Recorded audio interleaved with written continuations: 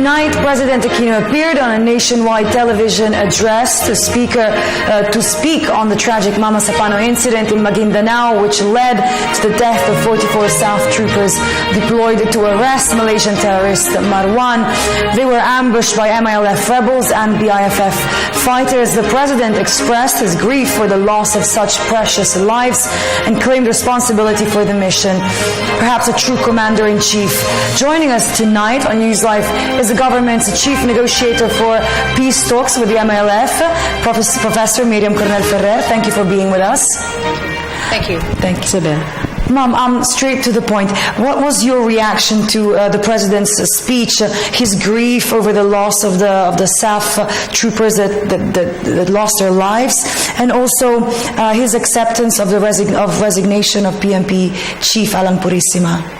Well, on the whole, the speech allows us to, take a big leap forward in really trying to come to terms with everything that has happened from on July 25 and the days and weeks, the last 2 weeks that followed. Here we find the affirmation of the importance of peace and security as a goal for the whole country, and that kind of a perspective that is provided for us in how to view the events. First of all, it's very clear that this operation was very, very important, and that it succeeded. It succeeded in its mission, but there were complications along the way. As we know, a lot of people were killed, and for that, for the loss of life, the President said he will forever feel responsible for the widows of the SAF. He also said that to that extent that this kind of tragedy happened, that there were some lapses, what he called in terms of situational awareness. So that kind of taking responsibility and also assuming the accountability, we saw that, and I think the people also wanted some clarity on that part. But at the same time, he told us that it's very important that we continue with this mission. There are two tracks to this mission. On the one hand, our peace process with the MILF. On the other hand, the matter of still being able to get the second most high value target that still remains at large, and that is Basit Osman. And he said that these two thrusts do not really need to contradict each other. There would have to be commitment and responsibility, say, for instance, on the part of the MILF. Do you think they'll cooperate, actively in helping the government find Usman? Well, I think some of the initial steps that are being taken already point in that direction. The President made it very clear that he will no longer tolerate, say, somebody affiliated with the MILF who would provide some kind of sanctuary for any of these groups that are associated with the Jemaah Islamiyah and all those other groups that are continuing the paths to violence. If that kind of very clear line is being made between, supporting and pushing on with this, moving forward with these peace negotiations. And do you think that how true are reports that the MILF have deployed forces to go after the BIFF who participated in the firefight? We understand that there is that kind of movement, although no real firefight has actually occurred.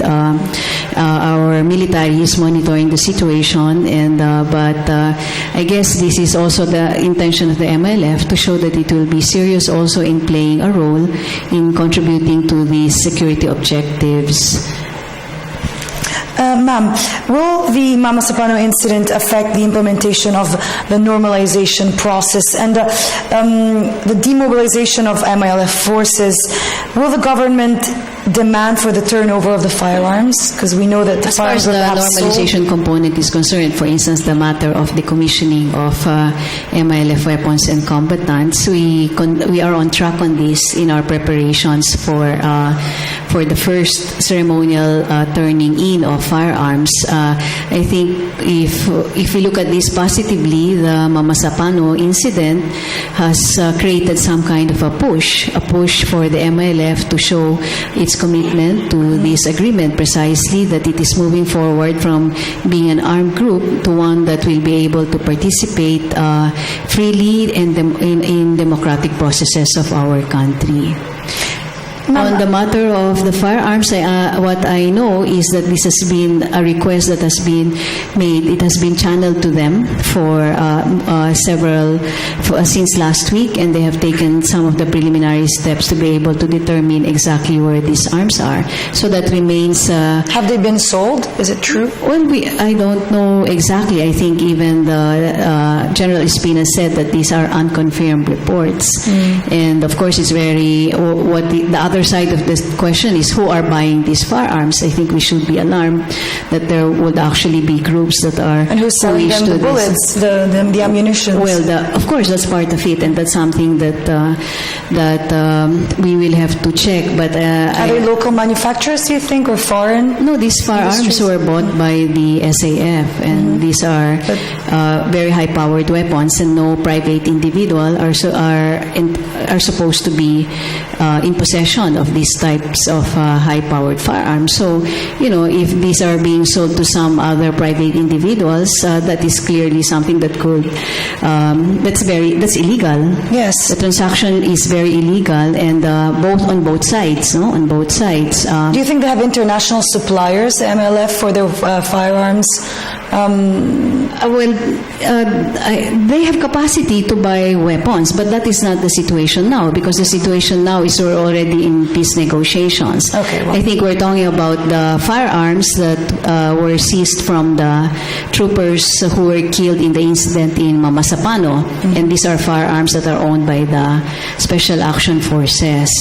And on that count, we expect some action on the part of the MILF, again as part of their that kind of pressure on them to show that they are committed to really go the way of peace.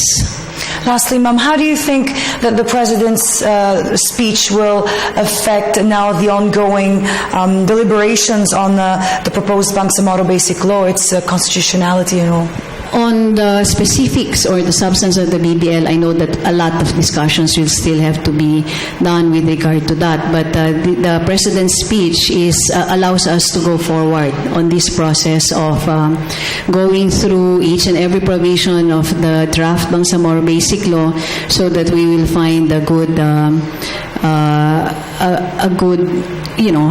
much better BBL that would withstand the scrutiny of those who might want to question its constitutionality. So I think it's really paving the way forward. Basically, the speech provides us with some relief of all the confusion that emerged out of the incident in Mamasapano. It is opening a space where we can find our bearings again. Accountabilities are there, and people, all sides who have accountabilities, there's that first step that kind of responsibility is being addressed. All right. Well, on this note, I thank you very much, Professor Miriam Coronel-Ferrer. Thank you for being with us.